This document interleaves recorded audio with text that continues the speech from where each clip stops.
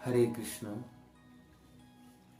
প্রভু তব পদযুগে মোর নিবেদন, নাহি মাগি দেহ সুখ বিদ্যা ধনজন। তো আমাদের ভগবানের চরণে কেবলমাত্র এই কামনা করতে হবে, যেন জন্মে জন্মে ভগবানের চরণের প্রতি আমাদের মতি থাকে।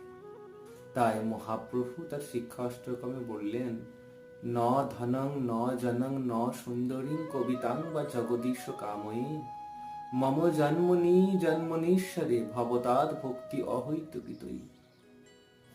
হে জগদীশ, আমি ধন চাই না, জন চাই না, সুন্দরী স্ত্রীও কামনা করি না। আমি কেবলমাত্র এই কামনা করি, যেন জন্মে জন্মে তোমার চরণে আমার অহৈতুকী ভক্তি থাকে। তো আমাদের কেবলমাত্র এই বাসনা রাখাই উচিত। হরে কৃষ্ণ।